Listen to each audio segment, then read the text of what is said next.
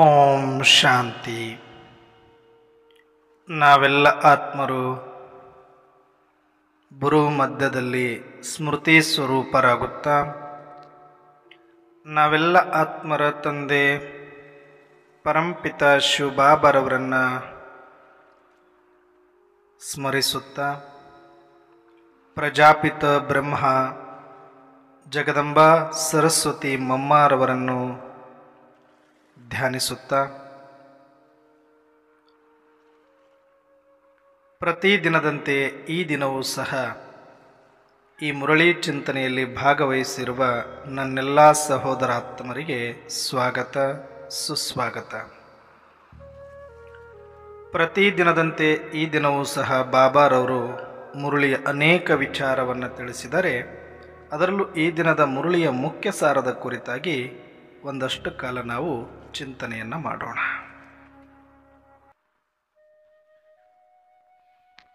ಈ ದಿನದ ಮುರಳಿಯ ಮುಖ್ಯ ಸಾರವಾಗಿದೆ, ಮೀಠೆ ಬಚ್ಚೆ घड़ी घड़ी बाप और वर्षे को याद करो, बाप रूहानी सर्जन तुम्हें निरोगी बनने की एक ही दवा बताते, बच्चे मुझे याद करो. ನೋಡಿ, ಇಷ್ಟು ಸಿಂಪಲ್ ಆಗಿರುವಂಥ ಔಷಧಿ, ಇಷ್ಟು ಸಿಂಪಲ್ ಆಗಿರುವಂಥ ಒಂದು ಉಪಾಯ ಜಗತ್ತಿನಲ್ಲಿ ಬೇರೆ ಯಾರೂ ಕೂಡ ನಮಗೆ ತಿಳಿಸ್ಲಿಕ್ಕೆ ಸಾಧ್ಯ ಇಲ್ಲ. घड़ी घड़ी बाप और वर्षे को याद करो, बाप रूहानी सर्जन तुम्हें निरोगी बनने की एक ही दवा बताते, बच्चे मुझे याद करो. ಕ್ಲಿಯರ್ ಆಗಿ ಇವತ್ತು ನಮಗೆ ಏನು ಮಾಡಬೇಕು ಅಂತ ಬಾಬಾ ಹೇಳಿದರು. ಬಹಳ ಸಿಂಪಲ್ ಆಗಿರೋ ಟಿಪ್ಸನ್ನು ಕೊಟ್ಟಿದ್ದಾರೆ, ಇನ್ನು ಯಾವುದನ್ನೂ ಕೂಡ ಹೇಳಿಲ್ಲ. ಇಷ್ಟು ಸಿಂಪಲ್ ಆಗಿರೋದು ಇರೋದಕ್ಕೇನೆ ನಾವು ಇಷ್ಟೊಂದು ಗದ್ದಲ ಮಾಡ್ಕೊಂಡಿದ್ದೀವಿ, ಏನೇನೋ ಮಾಡಲಿಕ್ಕೆ ಪ್ರಯತ್ನ ಮಾಡ್ತಿದ್ದೀವಿ ಅಂತ ನನಗನ್ನಿಸ್ತಾ ಇದೆ. ಆದರೆ ಇವತ್ತಿನ ಒಂದು ಮುರಳಿಯನ್ನು ನೋಡಿದಾಗ ಯಾಕೆ ಈ ಮಾತನ್ನು ಹೇಳಿದರು? ನಾನು ಸರ್ಜನ್ ಆಗಿದ್ದೀನಿ, ನನ್ನನ್ನು ನೆನಪು ಮಾಡಿ ಸಾಕು, ನಾನು ನೋಡ್ಕೋತಿದ್ದೀನಿ ಅಂದರೆ ಯಾವ ಕಂಡೀಷನ್ನಲ್ಲಿ ನಮ್ಮನ್ನು ನೋಡಿ ಈ ಮಾತನ್ನು ಹೇಳಿರ್ಬೋದು ಬಾಬಾರವರು. ಬಹಳಷ್ಟು ಆತ್ಮರಿಗೆ ಇದು ಮೇಲ್ನೋಟದಲ್ಲಿ ನೋಡಿದಾಗ ಬಹಳ ಸ್ಥೂಲವಾಗಿ ತಗೊಳ್ತಾ ಇದ್ದೀವಿ. ಆ್ಯಕ್ಚುಲಿ ಜ್ಞಾನ ಹಿಂಗಿಲ್ಲ. ನೀವು ಅನ್ಕೊಂಡಂಗೆ ಮೇಲ್ಮೇಲೆ ಬರೀ ಶರೀರದ ಬಗ್ಗೆ, ಸಂಸಾರದ ಬಗ್ಗೆ ಮಾತುಗಳನ್ನಾಡಲಿಕ್ಕೆ, ಅಥವಾ ಶರೀರದ ರೋಗಗಳನ್ನು ಕಡಿಮೆ ಮಾಡಲಿಕ್ಕೆ, ಸಂಸಾರದ ಸಮಸ್ಯೆಗಳನ್ನು ಕಡಿಮೆ ಮಾಡಲಿಕ್ಕೆ, ಪರಿಸ್ಥಿತಿಗಳನ್ನು ಕಡಿಮೆ ಮಾಡಲಿಕ್ಕೆ ಭಗವಂತ ಬರಬೇಕಾಗಿರಲಿಲ್ಲ. ಯಾಕಂದರೆ ಇವತ್ತು ವಿಜ್ಞಾನ ಲೋಕದಲ್ಲಿ ವಿಜ್ಞಾನಿಗಳು ಚಂದ್ರಲೋಕದವರೆಗೂ ಹೋಗಿ ಬರುವಷ್ಟರ ಮಟ್ಟಿಗೆ ಈ ಸ್ಥೂಲ ಪ್ರಪಂಚದ ಮೇಲೆ ನಿಯಂತ್ರಣವನ್ನು ಸಾಧಿಸ್ತಾ ಇದ್ದಾರೆ ಅಂತಂದರೆ, ಈ ಒಂದು ಸ್ಥೂಲ ಶರೀರಕ್ಕೆ ಬೇಕಾದಷ್ಟು ಎಲ್ಲ ವ್ಯವಸ್ಥೆಯನ್ನು ಸ್ಥೂಲ ವಿಜ್ಞಾನಿಗಳು ಮಾಡ್ಕೊಂಡ್ಬಿಟ್ಟಿದ್ದಾರೆ. ಈಗ ಅದರ ಅಂಗಾಂಗಗಳು ವೈಫಲ್ಯ ಆದರೆ ಅಂಗಾಂಗಗಳನ್ನು ಬದಲಾವಣೆ ಮಾಡೋದು, ಯಾವುದೇ ಭಾಗದ ತೊಂದರೆ ಆದರೆ ಸರ್ಜರಿ ಮಾಡೋದು, ದೇಹದ ಎಲ್ಲ ಭಾಗಕ್ಕೂ ಇವತ್ತು ಎಲ್ಲ ರೋಗಕ್ಕೂ ಔಷಧಿಯನ್ನು ಇವತ್ತು ವಿಜ್ಞಾನಿಗಳು ಇಟ್ಕೊಂಡಿದ್ದಾರೆ. ಆ ಸಮಸ್ಯೆಗೆ ಪರಿಹಾರ ಈ ಹಾಸ್ಪಿಟಲ್ಗಳಲ್ಲಿ ಸಿಗ್ತಾ ಇದೆ. ಇನ್ನು ಮಾನಸಿಕವಾಗಿರ್ತಕ್ಕಂಥ ವಿಚಾರಕ್ಕೆ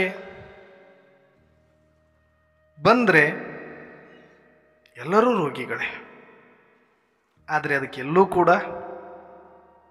ಉಪಾಯ ಇಲ್ಲ. ಹಾಗೆ ನೋಡಿದ್ರೆ ಇವತ್ತು ನಾವು ಅನ್ಕೊಳ್ತೇವೆ ಹಾಸ್ಪಿಟಲ್ಗಳು ರೋಗಿಗಳಿಂದ ತುಂಬಿ ಹೋಗಿಬಿಟ್ಟಿದೆ. ಹೌದು, ಹಾಸ್ಪಿಟಲ್ಗಳು ಇರೋದೇ ರೋಗಿಗಳಿಂದ ತುಂಬಲಿಕ್ಕೆ. ಜನಸಂಖ್ಯೆ ಹೆಚ್ಚಾಗಿದೆ, ತಮೋ ಪ್ರಧಾನ ಪ್ರಕೃತಿ, ತಮೋ ಪ್ರಧಾನ ಶರೀರ, ತಮೋ ಪ್ರಧಾನ ವಾತಾವರಣದಲ್ಲಿ ತಮೋ ಪ್ರಧಾನದ ಅನ್ನಪಾನಾದಿಗಳನ್ನು ಸ್ವೀಕಾರ ಮಾಡುವ ಈ ಶರೀರ ಬಲಹೀನ ಆಗಿರೋದ್ರಿಂದ, ಕೃಶ ಆಗಿರೋದ್ರಿಂದ ಅನೇಕ ರೋಗಗಳು ಡ್ರಾಮಾನುಸಾರ ಈ ಸಮಯದಲ್ಲಿ ಬರೋದ್ರಿಂದ ಅದಕ್ಕೆ ತಕ್ಕಂತೆ ಇವತ್ತು ವಿಜ್ಞಾನದ ವ್ಯವಸ್ಥೆಯು ಮುಂದುವರಿದು ಅನೇಕ ಹಾಸ್ಪಿಟಲ್ಗಳನ್ನು ತೆರೆದು ಅದಕ್ಕೆ ಸಾಕಷ್ಟು ಶಸ್ತ್ರಚಿಕಿತ್ಸೆಗಳಿಗೆ ಅನೇಕ ರೀತಿಯ ಉಪಾಯ ಔಷಧಿಗಳನ್ನು ಕಂಡುಕೊಂಡಿದ್ದಾರೆ. ಹಾಗಾದರೆ ಇವತ್ತು ಬಾಬಾರವರು ಮಾತಾಡ್ತಕ್ಕಂಥದ್ದು ಯಾವುದ್ರ ಕುರಿತಾಗಿ? ಇದು ಲಕ್ಷಣೆ ನಮಗಿಲ್ಲ. ಇವತ್ತು ಬಹಳಷ್ಟು ಆತ್ಮರು ನನಗೆ ಎಷ್ಟೋ ಸಲ ಫೋನ್ ಮಾಡಿದಾಗ ಕೆಲವರು ಕೇಳ್ತಾರೆ, ಅವ್ರ ಮನೆಯ ಪರಿಸ್ಥಿತಿಗಳನ್ನು ಹೇಗೆ ಸರಿ ಮಾಡಬೇಕನ್ನೋರೆ, ಬಾಬರವರಿಗೆ ಚೀಟಿ ಬರೆದು ಹಾಕ್ಬಿಟ್ಟಿದ್ದೀನಿ, ಅಮೃತ ವೇಳೆಯಲ್ಲಿ ದೃಷ್ಟಿ ಕೊಡ್ತಾ ಇದ್ದೀನಿ, ಅವ್ರಿಗೆ ಹುಷಾರಾಗಬೇಕು ಅಂತ, ಅಥವಾ ಅವ್ರು ಯಾವುದೋ ವ್ಯಸನಗಳನ್ನು ಬಿಡಬೇಕು ಅಂತ, ಅವರು ಸರಿ ಹೋಗಲಿ ಅಂತ, ಅಥವಾ ಈ ಪರಿಸ್ಥಿತಿ ಸರಿ ಹೋಗಲಿ ಅಂತ. ಅಂದರೆ ಇದಕ್ಕೆಲ್ಲ ಪರಮಾತ್ಮ ಉಪಯೋಗಕ್ಕೆ ಬರ್ತಾರ? ಯಾರ ಹತ್ರ ನೀವು ಬಂದಿದ್ದೀರಿ? ಏನು ಮಾತಾಡ್ತಾ ಇದ್ದೀರಿ? ಎಷ್ಟು ಅವಮಾನ ಇದು! ಒಂದು ದೊಡ್ಡ ಆರ್ಟ್ ಸರ್ಜರಿ, ದೊಡ್ಡ ಹಾಸ್ಪಿಟಲ್ಗೆ ನೀವು ಹೋಗಿ ಸ್ವಲ್ಪ ಬರಬೇಕಾದ್ರೆ ತರಚು ಗಾಯ ಆಯಿತು, ಎಲ್ಲೋ ಜಾರಿ ಬಿದ್ದು ಸ್ವಲ್ಪ ಮೊಣಕಾಲು ಕೆತ್ತಿತ್ತು, ಅಥವಾ ಸಣ್ಣದೊಂದು ಗಾಯ ಆಯಿತು, ಅದಕ್ಕೆ ನಾನು ಇಲ್ಲಿಗೆ ಬಂದಿದ್ದೀನಿ ಅಂದರೆ ನಗ್ತಾರೆ ಎಲ್ರೂ. ಏನಿದು ಆರ್ಟ್ ಸರ್ಜರಿ ಮಾಡುವಂಥ ಹಾಸ್ಪಿಟಲಿಗೆ ಬಂದು ಒಂದು ತರಚು ಗಾಯಕ್ಕೆ ಮುಲಾಮ್ ಕೊಡಿ ಅಂತ ಕೇಳ್ತಾ ಇದ್ದೀರಿ ಅಂದರೆ ಎಲ್ಲಿ ಬಂದು ಏನು ಮಾತಾಡ್ತಾ ಇದ್ದೀರಿ ನೀವು ಅಂತ ಸಹಜವಾಗಿ ಅನಿಸುತ್ತೆ, ವಿಚಿತ್ರ ಅನಿಸುತ್ತೆ ಅಲ್ವಾ? ಅದಕ್ಕೆ ಅಲ್ಲೇ ಒಂದು ಎದುರಿಗೆ ಸಿಕ್ಕುವ ಒಂದು ಪೆಟ್ಟೆ ಅಂಗಡಿಯಲ್ಲೇ ಒಂದು ಸಣ್ಣ ಮುಲಾಮ್ ಸಿಕ್ಕರೆ ಸಾಕಲ್ವ, ಅದಕ್ಕೆ ದವಾ ಸಿಕ್ಕರೆ ಸಾಕಲ್ವ? ಅಲ್ಲಿ ಪರಿಹಾರ ಆಗೋದನ್ನ ಇಲ್ಲಿ ಸರ್ಜರಿ ಹಾಸ್ಪಿಟಲಲ್ಲಿ ಬಂದು ನೀವು ಇದಕ್ಕೆ ಚಿಕಿತ್ಸೆ ಕೊಡಿ ಅಂತ ಕೇಳ್ತಾ ಇದ್ದೀರಿ ಅಂತಂದರೆ ಅದು ಒಂದು ಹಾಸ್ಯಾಸ್ಪದ ಆಗುತ್ತೆ. ಹೇಗೋ ಹಾಗೆ ಬಹಳಷ್ಟು ಆತ್ಮರಿಗೆ ನಾನು ಯಾಕೆ ಮತ್ತೆ ಮತ್ತೆ ಈ ಮಾತನ್ನು ಹೇಳ್ತೀನಿ ಅಂದರೆ, ಬಾಬಾ ಅಂತಂದರೆ ಇವರು ಏನೋ ಒಂಥರ ಬಹಳ ಸಿಂಪಲ್ ಆಗಿ, ಬಹಳ ಈಸಿಯಾಗಿ ತಗೊಂಡು ಬಿಟ್ಟಿದ್ದಾರೆ. ಶಿವಬಾಬಾರವರು ನೋಡಿದ್ರೆ ಅಷ್ಟು ಮಹಿಮೆ ಮಾಡ್ತೀವಿ, ಅಷ್ಟು ಪ್ರೀತಿ ಮಾಡ್ತೀವಿ, ಅಷ್ಟು ಗೌರವ ಇದೆ ಅಂತ ಹೇಳ್ತೀವಿ. ಆದ್ರೆ ಅವ್ರ ಹತ್ರ ಇಡುವಂಥ ಪ್ರಶ್ನೆಗಳು ಎಂಥದ್ದಿರಬೇಕು? ನಮಗೆ ಎಂಥದ್ದಿರಬೇಕು? ಪ್ರಧಾನಮಂತ್ರಿ ಹತ್ರ ಹೋಗ್ಬಿಟ್ಟು ನಮ್ಮ ಮನೆ ಮುಂದೆ ಸದಾಕಾಲ ನೀರು ನಿಂದಿರ್ತಾ ಇದೆ, ಆ ನೀರಿಗೆ ಸ್ವಲ್ಪ ಪೌಡರ್ ಕೊಡಿ ಅಂತ ಕೇಳೋಕ್ಕಾಗತ್ತಾ? ಸೊಳ್ಳೆ ಹೆಚ್ಚಾಗ್ತಾ ಇದೆ, ಪೌಡರ್ ಕೊಡಿ ಅಂತ ಹೋಗಿ ಪ್ರಧಾನಮಂತ್ರಿ ಹತ್ರ ಕೇಳಬೇಕಾ? ಊರಲ್ಲಿರೋ ಪಂಚಾಯತ್ಗೆ ಹೋಗಿ ಕೇಳಿದ್ರು ಸಾಕು, ಅಥವಾ ಒಂದು ಅಂಗಡಿಗೆ ಹೋಗಿ ತೊಗೊಂಡು ಬಂದು ಹಾಕಿದ್ರು ಆಗೋಯ್ತು, ಮುಗಿದು ಹೋಗ್ತಾ ಇತ್ತು. ಅದಕ್ಕೆ ಪ್ರಧಾನಮಂತ್ರಿಯವ್ರನ್ನ ಭೇಟಿ ಆಗಬೇಕಾಗಿತ್ತ? ತಿಂಗಳಾನುಗಟ್ಟಲೆ ಅಪಾಯಿಂಟ್ಮೆಂಟ್ ತಗೊಂಡು ಕಾದು ಕುಳಿತು, ಅಂದ್ರೆ ಅದಕ್ಕೇನಾದರೂ ಅರ್ಥ ಇದೆಯಾ ಅಂತ ಅನ್ನಿಸ್ತಾ ಇದೆಯಾ? ಯಾಕೆ ಕೇಳಬಾರ್ದು? ತಪ್ಪಲ್ಲ, ಅದಕ್ಕೆ ಅರ್ಥ ಇದೆಯಾ ನಾವು ಮಾಡ್ತಾ ಇರೋದಕ್ಕೆ ಅಂತ? ಅದಕ್ಕೊಂದು ಘನತೆ, ಗೌರವ ಇದೆ ಅಲ್ವಾ? ಅವ್ರ ಹತ್ರ ಹೋದಾಗ ಅದಕ್ಕೆ ತೂಕಕ್ಕೆ ತಕ್ಕನಂತೆ ನಾವು ಏನಾದರೂ ಕೇಳಬೇಕು ಹೊರತಾಗಿ, ಅಂಥ ಕಾರ್ಯಗಳಿಗೆ ಮಾತ್ರ ಅವ್ರನ್ನ ಭೇಟಿ ಆಗಬೇಕೆ ಹೊರತಾಗಿ ಸುಮ್ಮನೆ ಭೇಟಿ ಆಗಲಿಕ್ಕೆ ಅವ್ರೇನು ಪುಕ್ಸೆಟೆ ಇದ್ದಾರಾ? ಫ್ರೀ ಇದ್ದಾರಾ? ಅಥವಾ ನಿಮ್ಮೊಬ್ಬರಿಗೆ ಮೀಸಲಾಗಿ ಏನೋ ಬೋರ್ಡ್ ಹಾಕೊಂಡು ಕೂತು ಬಿಟ್ಟಿದ್ದಾರಾ ಪರಮಾತ್ಮ ಅಂತಂದರೆ? ಸ್ವಲ್ಪ ಥಿಂಕ್ ಬಿಫೋರ್ ಇಂಕ್ ಅಂತ ಹೇಳ್ತಾರೆ. Think before think. ಯೋಚನೆ ಮಾಡಿ ಒಂದ್ಸಲ, ನಾನು ಏನು ಯೋಚನೆ ಮಾಡ್ತಾ ಇದ್ದೀನಿ, ನನ್ನ ಯೋಚನಾ ಲಹರಿ ಸರಿ ಇದೆಯಾ ಅಂತ ಒಂದು ಸಲ ವಿಚಾರ ಮಾಡಿ. ಹೌದು, ನಮಗೆ ಸಿಕ್ಕಿರೋದು ಸ್ವಯಂ ಪರಮಾತ್ಮನೇ, ಶಿವತಂದೆಯೇ, ಪರಮಪಿತನೇ, ಸರ್ವಶಕ್ತಿವಂತನೇ, ಪರಮಧಾಮ ನಿವಾಸಿಯೇ, ನಿರಾಕಾರಿಯೇ, ಅಜನ್ಮ ಅಕಾಯ ಅಭೋಕ್ತ ಸರಿ. ಬಟ್ ಅದಕ್ಕೆ ತಕ್ಕಂತೆ ನಾನು ಹೆಂಗೆ ಇರಬೇಕು? ಅವ್ರ ಹತ್ರ ಎಷ್ಟು ಗದ್ಗದಿತನಾಗಿರಬೇಕು, ಎಷ್ಟು ಆನಂದ ಬಾಷ್ಪದಿಂದ ತುಂಬಿರಬೇಕು, ಎಷ್ಟು ಹೃದಯ ವಿದ್ರಾವಕ ಆಗಿರಬೇಕು ನಾನು, ಎಷ್ಟು ಪುಳಕಿತನಾಗಿರಬೇಕು, ಎಷ್ಟು ಧನ್ಯಭಾವ ಇರಬೇಕು, ಎಷ್ಟು ಕೃತಜ್ಞತೆ ಇರಬೇಕು ನನಗೆ. ಅವ್ರ ಹತ್ರ ಹೋಗಿ ಏನು ಕೇಳಬೇಕಲ್ಲ, ಅವ್ರನ್ನ ನೋಡಿದ್ವಲ್ಲ, ಅವ್ರು ಬಂದಿರೋದು ಅವ್ರ ಸ್ವರೂಪ ತಿಳ್ಕೊಂಡ್ವಿ, ಅವ್ರು ಬಂದಾಗ ಅವ್ರ ದೃಷ್ಟಿ ತಗೊಂಡ್ವಿ, ಅವ್ರು ಅಲ್ಲಿದ್ದಾರೆ ಅಂತ ಗೊತ್ತಾಯ್ತು, ಅವ್ರು ನಮ್ಮ ತಂದೆ ಅಂತ ಗೊತ್ತಾಯ್ತು. ಇಷ್ಟು ಗೊತ್ತಾದ ಮೇಲೂ ನಾನು ಏನಾದರೂ ಕೇಳಬೇಕಾ? ಅಥವಾ ಕೇಳಿಸ್ಕೊಳ್ಬೇಕಾ ಅವರು? ಅಂದರೆ ಇನ್ನು ನಾವು ಪರಮಾತ್ಮನನ್ನು ಹೆಂಗೆ ನೋಡ್ತಾ ಇದ್ದೀವಿ ಅಂತಂದರೆ, ಗುಡಿಯಲ್ಲಿರುವ ಇಲ್ಲಿ ತನಕ ಭಕ್ತಿ ಮಾರ್ಗದಲ್ಲಿ ಮಾಡಿಕೊಂಡು ಬಂದಿರುವ ಒಂದು ಮೂರ್ತಿಯ ಮುಂದೆ ನಿಂತ್ಕೊಂಡು ನಾವು ಏನು ಕೇಳ್ತಿದ್ದೀವಿ ಅದೇ ಥರ ಇವ್ರನ್ನು ಅನ್ಕೊಳ್ತಾ ಇದ್ದೀವಲ್ಲ. ಮತ್ತು ಅಲ್ಲಿಗೂ ಇಲ್ಲಿಗೆ ಏನು ವ್ಯತ್ಯಾಸ ಆಯಿತು? ಅಲ್ಲಿರುವ ಬೇಡಿಕೆಗಳನ್ನೇ ಇಲ್ಲಿ ಪರಮಾತ್ಮನ ಮುಂದೆ ಇಡ್ತಾ ಇದ್ದರೆ ಇನ್ನು ವ್ಯತ್ಯಾಸ ಏನಾಯಿತು? ಗುಡಿಯಲ್ಲಿರುವ ಮೂರ್ತಿಗೂ ಇಲ್ಲಿ ಬಂದಿರುವ ಚೈತನ್ಯ ಪರಮಾತ್ಮನಿಗೂ. ಅಂದರೆ ನಮ್ದಿಷ್ಟೇ ಹಣೆ ಬರಹ. ನಮ್ಮ ಜೀವನದಲ್ಲಿ ಯಾರು ಬಂದರೂ ನಮಗಿಷ್ಟೇ ಕೇಳೋದು ನಾವು, ನನಗೆ ಆರೋಗ್ಯ ಬೇಕು, ನನ್ನ ಶರೀರ ಚೆನ್ನಾಗಿರಬೇಕು, ನನ್ನ ಮಕ್ಕಳು ಚೆನ್ನಾಗಿರಬೇಕು, ನನ್ನ ಮನೆ ಚೆನ್ನಾಗಿರ್ಬೇಕು, ನನ್ನ ಪರಿಸ್ಥಿತಿ ಚೆನ್ನಾಗಿರ್ಬೇಕು. ಇಷ್ಟಾಯ್ತಾ? ಹೋಗು, ನೀನು ಪರಮಾತ್ಮ ಆದರೂ ಸರಿ, ಯಾರಾದರೂ ಸರಿ, ನನಗಿದ್ನು ಮಾಡಿಕೊಡಿ ಇಷ್ಟೇ. ಇಷ್ಟು ಸಂಕುಚಿತ, ಇಷ್ಟು ಸ್ವಾರ್ಥ, ಇಷ್ಟು ಕೀಳುಮಟ್ಟಕ್ಕೆ, ಇಷ್ಟು ಈ ಒಂದು ಸ್ಥೂಲ ಪ್ರಪಂಚಕ್ಕೆ ಅಂಟುಕೊಂಡಿದ್ದೀವಿ ಅಂತಂದರೆ, ನಾನೊಂದು ನಿರಾಕಾರ ಆತ್ಮ, ನಾನೊಂದು ಚೈತನ್ಯ, ನಾನೊಂದು ಜ್ಯೋತಿ ಸ್ವರೂಪ, ನಾನೊಂದು ಅವಿನಾಶಿ, ಎಂಥ ಅದ್ಭುತವಾದ ಶಕ್ತಿ ನಾನು. ಇದನ್ನ ಸಾವಿರಾರು ವರ್ಷಗಳಿಂದ ಭಕ್ತಿ ಮಾರ್ಗದಲ್ಲಿ ಎಲ್ಲ ಶರಣರು, ಸಂತರು, ಸನ್ಯಾಸಿಗಳು ತಪಸ್ಸು ಮಾಡಿ ಸೋಸಿ ಬಟ್ಟೆ ಇಳಿಸಿ ಒಂದು ಜೀವನ ಪೂರ್ತಿ ಮುಡಿಪಾಗಿಟ್ಟು ಅವರ ಸೇವೆ ಮಾಡಿ ಆದಮೇಲೆ ಗೊತ್ತಾಗ್ತಿತ್ತು ನೀನೊಂದು ಚೈತನ್ಯ ಆತ್ಮನಿದೆಯೋ ಅಂತ ಹೇಳಿದಾಗ ಆ ಒಂದು ಸತ್ಯ ತಿಳ್ಕೊಂಡೆ ಅವರು ಎಷ್ಟೊಂದು ಖುಷಿಯಾಗಿದ್ರು. ನಾನೊಂದು ಅದಮ್ಯ ಚೈತನ್ಯ, ಅದಮ್ಯ ಶಕ್ತಿ, ಅಖಂಡ ಶಕ್ತಿ, ಅನಂತ ಶಕ್ತಿ, ನಾನು ಪರಮಾತ್ಮನ ಸಂತಾನ ಅನ್ನುವಂಥ ಎಷ್ಟು ಆನಂದದಲ್ಲಿ ಅದ್ಭುತವಾಗಿ ಅವರು ಆ ಸ್ಮೃತಿಯಲ್ಲಿ ಇದ್ದುಕೊಂಡು ಆತ್ಮದ ಅನುಭೂತಿಯನ್ನು ಮಾಡಿ ಶಕ್ತಿ ಸ್ವರೂಪರಾದರು ಭಕ್ತಿ ಮಾರ್ಗದಲ್ಲಿ. ಆದರೆ ಇವತ್ತು ಆತ್ಮದ ಕುರಿತಾಗಿ ಎಳೆಯಾಗಿ ಬಿಚ್ಚಿಟ್ರು, ನಾವು ಪರಮಧಾಮ ನಿವಾಸಿ ಅಂತ ಕನ್ಫರ್ಮ್ ಆದ್ರೂ, ಸ್ವಯಂ ಪರಮಾತ್ಮನ ಸಂತಾನರು ಅಂತ ಗೊತ್ತಾದ ಮೇಲೂ ಎಷ್ಟು ಪಾತ್ರದ ಹುಚ್ಚಿಡಿದಿರಬೇಡ ನಮಗೆ, ಎಷ್ಟು ಪಾತ್ರದ ಜಿಡ್ಡು ಹಿಡಿದಿರಬೇಡ, ಎಷ್ಟು ಈ ಸ್ಥೂಲ ಪ್ರಪಂಚದ ಬಂಧನದಲ್ಲಿ ನಾವು ಮಂಕಾಗಿರಬೇಡ ಅನ್ನೋದು ಗೊತ್ತಾಗುತ್ತೆ. ಇವತ್ತಿಗೂ ಯಾರನ್ನೇ ಕೇಳಿ ಈ ಸ್ಥೂಲ ಶರೀರ, ಸ್ಥೂಲ ಕಾಯಿಲೆ, ಸ್ಥೂಲ ಪರಿಸ್ಥಿತಿ, ಸ್ಥೂಲ ಸಂಬಂಧಗಳ ಬಗ್ಗೆನೇ ಪ್ರಶ್ನೆಗಳವರಿಗೆ. ಯಾರಿಗೂ ಆತ್ಮದ ಸ್ಮೃತಿ, ಆತ್ಮದ ಸ್ಥಿತಿ ಬೀಜರೂಪ ಮಾಡ್ಕೊಳ್ಳೋದು ಹೆಂಗೆ ಅಣ್ಣವ್ರೆ, ಕರ್ಮಾತೀತ ಮಾಡ್ಕೊಳ್ಳೋದು ಹೆಂಗೆ ಅಣ್ಣವ್ರೆ, ಬಾಪ್ ಸಮಾನ ಆಗೋದು ಹೆಂಗೆ ಅಣ್ಣವ್ರೆ, ಎಂಥ ಆತ್ಮ ನಾನು ಇವತ್ತು ಇಷ್ಟೊಂದು ನಾನು ಸಂಕುಚಿತ ಆಗ್ಬಿಟ್ಟಿದ್ದೀನಿ, ಕಲುಷಿತ ಆಗ್ಬಿಟ್ಟಿದ್ದೀನಿ, ರೋಗಗ್ರಸ್ತ ಆಗ್ಬಿಟ್ಟಿದ್ದೀನಿ, ಭಯಭೀತನಾಗ್ಬಿಟ್ಟಿದ್ದೀನಿ, ಇದರಿಂದ ಹೆಂಗೆ ಹೊರಗಡೆ ಬರಬೇಕು, ನಾನು ಎಂಥ ಆತ್ಮ ಅಂತ ತಿಳ್ಕೊಂಡ್ರು ಅದರ ಅನುಭವ ಮಾಡೋಕ್ಕಾಗ್ತಿಲ್ವಲ್ಲ ಅಣ್ಣವ್ರೆ ಅಂತ ಯಾರು ಕೇಳೋರಿದ್ದಾರೆ ಇವತ್ತು? ಯಾರಿಗೂ ಬೇಕಿಲ್ಲ ಅದು. ನೀನು ಹೇಳ್ತಾ ಹೋದರೆ ಅಯ್ಯೋ ಈ ಅಪ್ಪಂದು ಇದೇ ಕತೆ ಆಯಿತು, ಬರೀ ಆತ್ಮದ ಬಗ್ಗೆ ಹೇಳ್ತಾರೆ ಅಂತಾರೆ. ಅರೆ ಮತ್ತು ಏನು ಬೇಕಿರೋದು ನಿಮಗೆ? ಬಾಬಾ ಹೇಳ್ತಿರೋದೇನು, ನಾವು ಮಾಡ್ತಿರೋದೇನು, ಅಥವಾ ಕೇಳ್ತಿರೋದೇನು? ಬಾಬಾ ಹೇಳ್ತಾರೆ ಬಚ್ಚ ಆತ್ಮ ಅಭಿಮಾನಿ ಬನೋ, आत्मिक दृष्टि में रहो, आत्मिक स्थिति में रहो, स्वस्थिति में रहो, स्वमान में रहो, स्वरूप में रहो, बीज रूप में रहो, कर्मातीत रहो, साक्षी बनो. ಇದೆಲ್ಲವೂ ಆತ್ಮಕ್ಕೆ ಸಂಬಂಧಪಟ್ಟ ಹೋಮ್ವರ್ಕ್ ಕೊಟ್ಟರು ಕೂಡ ಓಹೋಹೋ ಇದು ಯಾರಿಗೆ ಬೇಕಣ್ಣವ್ರೆ, ಇದ್ಯಾರು ಕಂಡುಕೊಂಡವ್ರೆ? ಅಲ್ಲಿ ಪರಮಧಾಮದಲ್ಲಿ ಆತ್ಮ ಏನೋ ಒಂದು ಕೋಮದಲ್ಲಿ ಇದ್ದಂಗೆ ಇರುತ್ತೆ, ಅಲ್ಲಿ ಏನು ಸುಖ ಇರುತ್ತೆ, ಇಲ್ಲಿದೆ ನಮ್ಮ ಸುಖ ಎಲ್ಲ. ಎಲ್ಲಿ? ಸ್ವರ್ಗದಲ್ಲಿ. ಓಕೆ, ಸ್ವರ್ಗದಲ್ಲಿ ಸುಖ ಇದೆ, ಸ್ವರ್ಗಕ್ಕಾಗಿ ಪುರುಷಾರ್ಥ, ಸ್ವರ್ಗಕ್ಕಾಗಿ ಇದೆಲ್ಲ ಸೇವೆ, ಇದೆಲ್ಲ ಡ್ರಾಮಾನುಸಾರ ನಡೀತಾ ಇದೆ, ನಡೀಲಿ. ಆದರೆ ಈ ಸಂಗಮಯುಗದಲ್ಲೂ ಕೂಡ ಇದೇ ಶರೀರದ ಸುಖ ಬೇಕು, ಇದೇ ಸಂಬಂಧಗಳಿಂದ ಸುಖ ಬೇಕು, ಇದೇ ಪರಿಸ್ಥಿತಿಗಳೆಲ್ಲ ಸರಿ ಹೋಗ್ಬಿಡ್ಬೇಕು. ಇಲ್ಲಿ ಯಾರು ನಮಗೆ ನಿಂದನೆ ಮಾಡಬಾರ್ದು, ಯಾವುದು ಸಣ್ಣ ಬಾಧೆನೋ ನನ್ನ ಶರೀರಕ್ಕೆ ಆಗಬಾರ್ದು. ಅರೆ ಮತ್ತೆ ಅದೆಲ್ಲ ಆಗಬಾರ್ದು ಅಂದ್ರೆ ಮತ್ತೆ ಇದೆಲ್ಲ ಪುರುಷಾರ್ಥ ಮಾಡುವಂಥ ಯಾಕಿತ್ತು? ಈ ಆತ್ಮದ ಅನುಭೂತಿ ಯಾಕೆ ಬೇಕು? ಈ ಜ್ಞಾನ ಯಾಕೆ ಬೇಕು? ಪರಮಾತ್ಮ ಯಾಕೆ ಬೇಕು? ಹೌದು, ಅದೆಲ್ಲ ಇರೋದಪ್ಪ. ಶರೀರಕ್ಕೆ ರೋಗ ಬರೋದೇ, ಸಂಬಂಧಗಳು ಕಿತ್ತಲಾಡೋದೇ, ಯಾರ ಹತ್ತಿರದವರೇ ನಿನ್ನ ನಿಂದನೆ ಮಾಡೋದೇ, ನೀನು ಸ್ವಲ್ಪ ಬೆಳೆದ್ರೆ ನೀನು ತುಳಿಯೋರೇ, ಪರಿಸ್ಥಿತಿ ಬರೋದೇ, ಎಲ್ಲೋ ಒಂದು ಕಡೆಯಿಂದ ಈ ಪಾತ್ರವನ್ನು ಹೆಂಗೆ ಸತ್ತ ಒಂದು ಕ್ರಿಮಿ, ಹುಳ, ಪ್ರಾಣಿ, ಪಕ್ಷಿಯನ್ನು ಹೆಂಗೆ ಇರುವೆಗಳು ತಿಂದಾಕಿ ಪುಡಿ ಪುಡಿ ಮಾಡ್ತವೆಯೋ ಹಾಗೆ ಈಗ ಸತ್ತಿರ ಹೆಣದ ಥರ ಆಗೋಗಿದೆ ನಿನ್ನ ಪಾತ್ರ.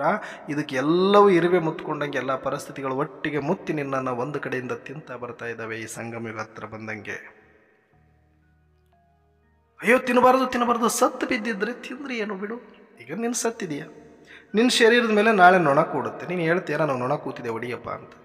ಮುಂದೆ ಕೂತಿರ್ತಾರೆ 100 ಜನ ಹತ್ಕೊಂತ ಕೂಡೋರು. ಮೂಗಿನ ಮೇಲೆ ನೊಣ ಕುಂತು, ಕಣ್ಣಿನ ಮೇಲೆ ನೊಣ ಕುಂತು, ತಲೆ ಮೇಲೆ ನೊಣ ಕುಂತು, ಇರುವೆ ಕಚ್ತಾ ಇದೆ. ಆಯಿತು, ನಾಳೆ ತೊಗೊಂಡೋಗಿ ನಿನ್ನಲ್ಲಿ ಒಳಗೂ ಇಡ್ತಾರಪ್ಪ. ಅವಾಗೂ ಕೂಡ ಒಂದು ಕಡೆಯಿಂದ ಗೆದ್ದಲು ತಿನ್ನುತ್ತೆ, ಹುಳು ತಿನ್ನುತ್ತೆ, ಕ್ರಿಮಿಕೀಟ ತಿನ್ನುತ್ತೆ, ಎಲ್ಲವೂ ತಿಂದು ನಿನ್ನನ್ನು ತುಂಬಿಸ್ಕೊಳ್ತವೆ. ನೀನು ಎಲ್ಲವನ್ನ ತಿಂದು ಏನು ಹೊಟ್ಟೆ ತುಂಬಿಸ್ಕೊಂಡಿದೀಯ? ಈಗ ನಿನ್ನನ್ನು ತಿಂದು ಎಲ್ಲ ಪ್ರಾಣಿ ಪಕ್ಷಿ ಕ್ರಿಮಿಕೀಟಗಳು ಹೊಟ್ಟೆ ತುಂಬಿಸ್ಕೊಳ್ತವೆ. ಒಂದು ದಿನದ ಆಹಾರ ಸಿಕ್ತು ಅಂತ ನೋಡ್ತೇವೆ. ನೀನೀಗ ಹೆಂಗೆ ಯಾವುದೋ ಒಂದು ಪ್ರಾಣಿ ಪಕ್ಷಿ ಅಥವಾ ಒಂದು ಆಹಾರ ತರಕಾರಿ ಸಿಕ್ಕರೆ ಒಂದು ದಿನದ ಹೊಟ್ಟೆ ತುಂಬಿತು ಅಂತ ನೀನು ಅಂತೀಯೋ, ಹಾಗೆ ನೀನು ಸತ್ತು ಬಿದ್ದಾಗ ಒಂದೇ ದಿನದ ಆಹಾರ ಅವಕ್ಕೆ ಅಷ್ಟೆ. ಅವತ್ತು ಅಯ್ಯೋ ನನ್ನ ಬೆರಳು ತಿನ್ನಬೇಡಿ, ನನ್ನ ಕಾಲು ತಿನ್ನಬೇಡಿ, ನನ್ನ ಕೈ ತಿನ್ನಬೇಡಿ ಅಂತ ಹೇಳೋಕ್ಕಾಗತ್ತೆ ಹೆಣ? ಇಲ್ಲ, ಅವತ್ತು ಸಾವಿರಾರು ಲಕ್ಷಾಂತರ ಕ್ರಿಮಿಕೀಟಗಳು ನಿನ್ನ ಮುತ್ತುಕೊಂಡಿರ್ತವೆ. ಅವತ್ತು ನಿನಗೇನು ನೋವಾಗುತ್ತೆ? ನೋವಾಗಲ್ಲ. ಯಾಕೆ ಅಂದರೆ ನೀನು ಅದರೊಳಗಡೆ ಇರಲ್ಲ. ಹಾಗೆ ಈಗಲೂ ಕೂಡ ಅದು ಪ್ರಾಕ್ಟಿಕಲ್ಲಾಗಿ ನಾವು ಮಾಡಬೇಕಾಗಿರೋದಕ್ಕೆ ಈ ಜ್ಞಾನ ಬೇಕಾಗಿರೋದು. ಇವತ್ತು ಪರಿಸ್ಥಿತಿ ರೂಪಗಳು, ಸಂಬಂಧಗಳು, ಶರೀರದ ರೋಗಗಳು ಎಲ್ಲವೂ ಒಂದು ಕಡೆಯಿಂದ ಮುತ್ತಿ ನಿನ್ನನ್ನು ಹೆಂಗೆ ಆಕ್ರಮಣ ಮಾಡ್ತವೆ ಅಂದರೆ ಹರಿದಾಕಿ ತಿಂತವೆ ನಿನ್ನ. ಆದರೂ ನೀನು ಇದನ್ನು ಸರಿ ಮಾಡ್ಕೊಳ್ಬೇಕು ಅಂತೀಯ ಹೊರತಾಗಿ ಇದನ್ನು ಬಿಟ್ಟು ಹೋಗಬೇಕು ಅಂತಲೇ ಯೋಚನೆ ಬರ್ತಾ ಇಲ್ಲ. ಸಾಕಿದ್ರೆ ಸವಾಸ ಅಂತಲೇ ಅನ್ನಿಸ್ತಾ ಇಲ್ಲ. ಮತ್ತು ಇನ್ನೇನು ಆತ್ಮಾಭಿಮಾನಿ ಆಗೋದು ನೀವು? ಆತ್ಮಾಭಿಮಾನಿ ಅಂದ್ರೆ ಏನು?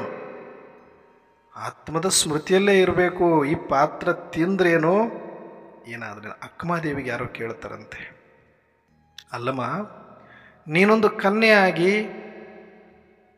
ಮಹಾರಾಜರನ್ನ ಮದುವೆಯಾಗಿ ಮಹಾರಾಣಿಯಾಗಿ ಅರಮನೆಗೆ ಸುಖದ ಸುಪ್ಪತ್ತಿಗೆಯನ್ನು ಬಿಟ್ಟು ಶರೀರದ ಮೇಲೆ ವಸ್ತ್ರಗಳನ್ನು ಕಿತ್ತಿ ಎಸೆದು ಭಗವಂತನಿಗೆ ಅರ್ಪಿತಳು ನಾನು ಅಂತ ಹೇಳಿ ಬರ್ತಾ ಇದೆಯಲ್ಲ, ನಿನ್ನ ನೋಡಿ ಜನ ತಪ್ಪು ತಿಳ್ಕೊಳ್ಳಲ್ವಾ? ನಿನ್ನ ನೋಡಿ ಜನ ನಿನಗೆ ಕಾಟ ಕೊಡೋದಿಲ್ವಾ ಅಂತ ಹೇಳಿದಾಗ ಚನ್ನಮಲ್ಲಿಕಾರ್ಜುನನಿಗೆ ಅರ್ಪಿತವಾದ ಕಾಯ, ನರಿ ಕಚ್ಚಿದರೇನು ನಾಯಿ ತಿಂದರೇನು ಅಂತ ಹೇಳಿದರು. ಅಂದರೆ ಆತ್ಮವನ್ನು ನಾನು ಚನ್ನಮಲ್ಲಿಕಾರ್ಜುನನಿಗೆ ಅರ್ಪಿತ ಮಾಡಿಕೊಂಡಾಗಿದೆ. ಈ ಶರೀರ ಇನ್ನು ಇದ್ರೆಷ್ಟು ಹೋದ್ರೆಷ್ಟು, ನಾಯಿ ತಿಂದ್ರೇನು ನರಿ ಹರ್ಕೊಂಡು ಹಂಚಿದ್ರೇನು ಅಂತ ಹೇಳ್ತಾಳೆ. ಅಂದರೆ ಎಷ್ಟು ಆತ್ಮ ಅರ್ಪಿತ ಭಾವ ಅಲ್ಲಿತ್ತು ಭಕ್ತಿ ಮಾರ್ಗದಲ್ಲಿ. ಅಷ್ಟು ಕನಿಷ್ಠನೂ ಕೂಡ ನಾವಿಲ್ಲಿ ಅರ್ಪಿತ ಮಾಡಿಕೊಂಡಿದ್ರೆ ಖಂಡಿತವಾಗಿ ನಮಗೆ ಈ ಭಯಗಳಿರಲ್ಲ. ಅವರು ಬೇಕು ಅಂತಲೇ ಆ ಸಮಸ್ಯೆಗಳಿಗೆ ಹೋದರು. ಇವತ್ತು ನಾವಿದ್ದಲ್ಲಿಗೆ ಸಮಸ್ಯೆಗಳು ಬಂದರೂ ಕೂಡ ನಾವು ಇದನ್ನು ಬಿಡಲಿಕ್ಕೆ ರೆಡಿ ಇಲ್ಲ. ಅವರಂಗ ನಾವು ತ್ಯಾಗ ಮಾಡಲಿಲ್ಲ, ಅವರಂಗ ನಾವು ಊಟ ಬಿಡಲಿಲ್ಲ, ಅವರಂಗ ವನವಾಸ ಮಾಡಲಿಲ್ಲ, ಅವರಂಗ ಕಾಡು ಮೇಡು ಅಲ್ಲದು ಭಗವಂತನನ್ನು ಹುಡುಕ್ಲಿಲ್ಲ, ಭಗವಂತನೇ ನಮ್ಮನ್ನು ಹುಡುಕೊಂಡು ಬಂದರು. ಇವಾಗಲೂ ನಮಗೆ ಬಾಬಾ ಇಲ್ಲಿ ಎಡಗೈ ನೋಯ್ತಾ ಇದೆ, ಬಾಬಾ ಮೊಣಕಾಲು ನೋಯ್ತಾ ಇದೆ, ಬಾಬಾ ಸೊಂಟ ನೋಯ್ತಾ ಇದೆ, ಬಾಬಾ ಯಾಕೋ ತಲೆನೋವು ಜಾಸ್ತಿ ಆಗ್ಬಿಟ್ಟದೆ, ಬಾಬಾ ಯಾಕೋ ಹೃದಯ ಚುಚ್ತಾ ಇದೆ, ಏನೋ ಹಾರ್ಟ್ ಅಟ್ಯಾಕ್ ಆದಂಗೆ ಆಗತ್ತೆ, BP ಜಾಸ್ತಿ ಆಗಿದೆ, ಶುಗರ್ ಜಾಸ್ತಿ ಆಗಿದೆ. ಅರೆ ಅಲ್ಲೋ, ಭಗವಂತನಿಗೋಸ್ಕರ ಇಲ್ಲಿಯ ತನಕ ತಮ್ಮ ಸಂಸಾರವನ್ನು ತ್ಯಾಗ ಮಾಡಿ ಕಾಡು ಮೇಡು ಹಲಿದು ಸೇವೆ ಮಾಡಿ ಅನೇಕ ರೀತಿಯಲ್ಲಿ ತಾವು ಎಲ್ಲ ಉಗ್ರ ತಪಸ್ಸನ್ನು ಮಾಡಿ ನನಗೋಸ್ಕರ ಹಂಬಲಿಸಿದ್ರು. ಒಂದು ಕ್ಷಣ ದರ್ಶನ ಕೊಟ್ಟಿನವ್ರಿಗೆ. ಇವತ್ತು ನಿಮಗೆ ಏನೂ ಮಾಡಬೇಡ್ರಿ, ನೀವು ಊಟ ಬಿಡೋದು ಬೇಡ, ಉಪವಾಸ ಬೇಡ, ವನವಾಸ ಬೇಡ, ಇದ್ದಲ್ಲೇ ಇದ್ದು ಸಂಸಾರದಲ್ಲೇ ಇದ್ದು ನಿಮ್ಮ ಪಾಡಿಗೆ ನೀವು ಏನು ಮಾಡ್ತೀರ ಅದನ್ನು ಮಾಡಿಕೊಂಡು ಹೋಗಿ, ನಿಮ್ಮನ್ನು ಹುಡುಕೊಂಡು ನಾನು ಬಂದೀನಿ ಅಂತ ಇಷ್ಟ ಪರಮಾತ್ಮ ಬಂದು ನಮಗೆ ದರ್ಶನ ಕೊಟ್ಟು ಪುಣ್ಯಾತ್ಮ ಇಷ್ಟು ಜ್ಞಾನ ತಿಳಿಸಿದ ಮೇಲೆ ಏನು ಬಿಟ್ಟಿವಿ ನಾವು ಹೇಳಿ ಹೋಗ್ಲಿ? ಈರುಳ್ಳಿ ಬೆಳ್ಳುಳ್ಳಿ ಅಪ್ಪ ಏನು ದೊಡ್ಡ ಆಟಂ ಬಾಂಬ್ಗಳ ಥರ ಈರುಳ್ಳಿ ಬೆಳ್ಳುಳ್ಳಿ ಬಿಟ್ಟುಬಿಟ್ರೆ ಎಲ್ಲ ಏನೋ ದೊಡ್ಡ ತ್ಯಾಗ ಮಾಡಿಬಿಟ್ಟಂಗೆ. ಅರೆ ಏನು ಅದು ಬಿಡಬೇಕು? ಅದನ್ನು ಬಿಡಿಸೋದಕ್ಕೆ ಪರಮಾತ್ಮ ಬರಬೇಕು. ಈರುಳ್ಳಿ ಬೆಳ್ಳುಳ್ಳಿ ಬಿಡಿಸೋದಕ್ಕೆ ಅದು ಒಂದು ಆರಂಭದ ಮೆಟ್ಟಿಲಷ್ಟೇ. ಏನೋ ಒಂದು ಮಾಡ್ತಿದ್ದೀನಿ ಅನ್ನುವಂಥ ಒಂದು ಮಾನಸಿಕ ಸಿದ್ಧತೆಯನ್ನು ರೆಡಿ ಮಾಡಲಿಕ್ಕೆ ಒಂದಷ್ಟು ಏನಾದರೂ ಒಂದು ಚೌಕಟ್ಟು, ಒಂದು ಸರ್ಕಲ್ ಇದ್ರೇ ನಾವೇನೋ ಒಂದು ಮಾಡ್ತಿದ್ದೀವಿ ಅನ್ನುವಂಥ ಒಂದು ಜಾಗೃತಿ ಮೂಡುತ್ತೆ. ಅದರ ಮೇಲೆ ಇನ್ನೂ ಚೆನ್ನಾಗಿ ಮಾನಸಿಕವಾಗಿ ಒಂದು ಸ್ಥಿರತೆ ಬರುತ್ತೆ. ಈ ಕಾರಣಕ್ಕಾಗಿ ಸ್ಥೂಲ ಒಂದಷ್ಟು ನಿಯಮಗಳನ್ನು ಹಾಕಿರೋದು ಬಿಟ್ಟರೆ ಅದಕ್ಕಾಗಿ ಎಲ್ಲ ಪರಮಾತ್ಮ ಬಂದಿರೋದು. ನೀವು ಸ್ಥೂಲ ನಿಯಮಗಳನ್ನು ಮಾಡೋದ್ರಿಂದ ಏನು ಪರಮಾತ್ಮನಿಗೂ ಆಗಬೇಕಾಗಿಲ್ಲ.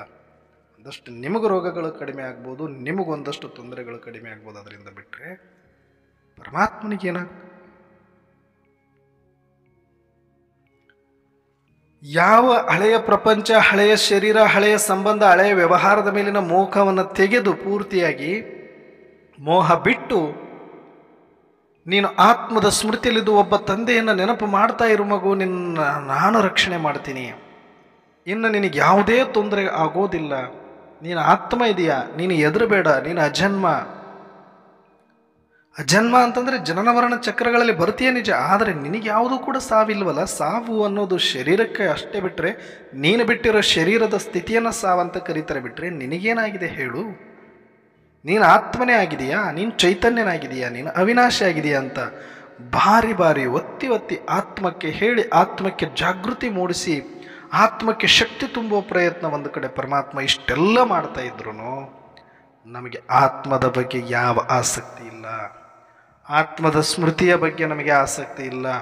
ಆತ್ಮದ ಸ್ಥಿತಿಯ ಬಗ್ಗೆ ಆಸಕ್ತಿ ಇಲ್ಲ, ಆತ್ಮದ ಆನಂದದ ಬಗ್ಗೆ ನಂಬಿಕೆ ಇಲ್ಲ, ಆತ್ಮದ ಅನುಭೂತಿಯಲ್ಲಿ ನಮಗೆ ಯಾವುದೇ ರೀತಿಯ ಲಾಭ ಇಲ್ಲ ಅಂತ ಅಂದ್ಕೊಂಡ್ಬಿಟ್ಟಿದ್ದೀವಿ. ಬರೀ ಏನಕ್ಕೆ ಬೇಕು ಈ ಶರೀರ? ಅಣ್ಣವರೇ ಮುಂದೆ ಪುರುಷಾರ್ಥ, ಏನು ಪುರುಷಾರ್ಥ ಮಾಡ್ತೀರಿ? ಪುರುಷಾರ್ಥ ಮಾಡ್ಬೇಕಂದ್ರೆ ಬ್ಯಾಲೆನ್ಸ್ ಮಾಡ್ಬೇಕಣ್ಣವ್ರೆ, ಶರೀರ ಚೆನ್ನಾಗಿ ಇಟ್ಕೋಬೇಕಣ್ಣವ್ರೆ, ಚೆನ್ನಾಗಿರೋದು ತಿನ್ಬೇಕಣ್ಣವ್ರೆ. ಅವ್ರು ಹೇಳಿದ್ರು ತಗೋ, ಇವ್ರು ಹೇಳಿದ್ರು ತಗೋ, ಅವ್ರು ಹೇಳಿದ್ರು ಚುಚ್ಕೋ, ಇವ್ರು ಹೇಳಿದ್ರು ಚುಚ್ಕೋ. ಅರೆ ಶರೀರ ಅಂದಮೇಲೆ ಕಾಯಿಲೆ ಬರುತ್ತೆ, ಕಾಯಿಲೆ ಬಂದಮೇಲೆ ಅದಕ್ಕೊಂದಷ್ಟು ತಗೊಳ್ಳೋದು ಇದ್ದೇ ಇದೆ. ಆದರೆ ಅದಕ್ಕೆ ಎಷ್ಟು ತಯಾರಿ, ಎಷ್ಟು ಕಾನ್ಷಿಯಸ್ ಆಗಿದ್ದೀವಿ ಅದಕ್ಕೆ ಅಂದರೆ ಯಾವ ಅಭಿಮಾನದ ಕಡೆ ಇದ್ದೀವಿ ನಾವು? ಅರೆ ಏನೂ ಆಗಿಲ್ಲ ಅಂತಂದರೆ ಅದನ್ನು ಮರೆಯೋದಕ್ಕೆ ಕಷ್ಟಪಡಬೇಕು, ಏನಾದರೂ ಆದರೆ ಇನ್ನೂ ಜಲ್ದಿ ಮರೆತು ಜಲ್ದಿ ಬಿಟ್ಟು ಹೋಗ್ತೀವಿ ಅನ್ನೋ ಒಂದು ತಯಾರಿಯಲ್ಲಿ ಇರಬೇಕು, ಖುಷಿಯಲ್ಲಿರಬೇಕು. ಯಾವುದೋ ಒಂದು ಹಳೆಯ ಗಾಡಿ ಮನೆಯಲ್ಲಿದೆ, ಗಾಡಿ ಚೇಂಜ್ ಮಾಡಬೇಕು ಅಂತ ನಿಮಗನಿಸಿರುತ್ತೆ. ದೊಡ್ಡವರು ಹೇಳ್ತಾರೆ ಇಲ್ಲಪ್ಪ ಅದು ಪೂರ್ತಿ ಕೆಡೋವರೆಗೂ ಹಾಳಾಗೋವರೆಗೂ ನಾವು ಅದನ್ನು ಓಡಿಸ್ಲೇಬೇಕು, ಅದನ್ನು ಸುಮ್ಮನೆ ಹಾಳು ಮಾಡೋಕ್ಕಾಗಲ್ಲ, ಅದಕ್ಕೆ ಇನ್ವೆಸ್ಟ್ ಮಾಡಿದ್ದೀವಿ ಅಂತ ಹೇಳ್ತಾರೆ. ಅವಾಗ ನಿಮಗನಿಸುತ್ತೆ ಹೊಸ ಗಾಡಿ ತೊಗೋಬೇಕು ಅಂದರೆ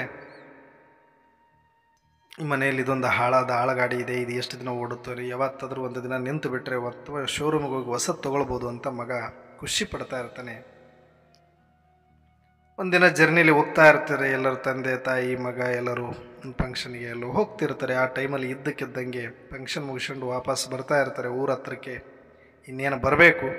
ಆ ಟೈಮಲ್ಲಿ ಗಾಡಿ ಆಫ್ ಆಗೋಗ್ಬಿಡುತ್ತೆ, ಕೆಟ್ಟೋಯ್ತು, ಇನ್ನು ಹಾಳಾಯ್ತು, ಅದು ಯಾವುದಕ್ಕೂ ಮತ್ತೆ ಒಳ್ಳೆ ಆನ್ ಆಗೋ ಚಾನ್ಸ್ ಇಲ್ಲ, ಆ ಥರದಲ್ಲಿ ಹಾಳಾಗಿದೆ ಅಂತ ಒಂಥರ ನಿಂತ ತಕ್ಷಣವೇ ಆವಾಗ ಎಲ್ಲರೂ ಹಿಂಗಾಗೋಗ್ಬಿಡ್ತು ಅಂತ ಅಪ್ಪ ತಾಯಿ ಎಲ್ಲರೂ ನೋಡ್ತಾ ಇರ್ತಾರೆ. ಮಗ ಚಿರಾಡ್ತಾ ಇರ್ತಾನೆ, ಖುಷಿ ಪಡ್ತಾ ಇರ್ತಾನೆ, ವಾವ್ ವಾವ್ ಅಂತೇಳಿ. ಅಂದರೆ ಏನಾಗಿರ್ಬೋದು ಅವನಿಗೆ? ಏನಿಲ್ಲ, ಇದು ನಿಂದಿರಬೇಕಾಗಿತ್ತು, ಯಾವಾಗ ನಿಂದಿರುತ್ತೋ ಅಂತ ಕಾಯ್ತಾ ಇದ್ದೆ, ಇನ್ನು ಹೊಸ ಗಾಡಿ ಬರಬೇಕಾಗಿತ್ತು, ಇದು ನಿಂತ ಮೇಲೆ ತಾನೇ ಹೊಸ ಗಾಡಿ ಕೊಡ್ತಾರೆ, ಸುಮ್ಮನೆ ಹೆಂಗೆ ತರೀತಾರೆ.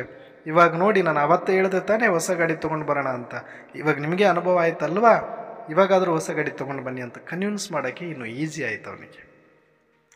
ಹಾಗೆ ನೀವು ಶರೀರವನ್ನು ಚೆನ್ನಾಗಿ ನಿಭಾಯಿಸಿ ಬೇಡ ಅಂತಲ್ಲ, ನೋಡ್ಕೊಳ್ಳಿ, ಇರೋವರೆಗೂ ನೋಡ್ಕೊಳ್ಬೇಕಾಗಿರೋದು ಕರ್ತವ್ಯ. ಆದರೆ ಕಾನ್ಷಿಯಸ್ಸಲ್ಲಿ ಇರಬಾರ್ದು, ಕಾನ್ಷಿಯಸ್ ಆತ್ಮತ್ತಿರಬೇಕು, ಆತ್ಮದ ಆಧಾರದಲ್ಲಿ ಇರಬೇಕು, ಶರೀರದ ಆಧಾರದಲ್ಲಿ ಅಲ್ಲ.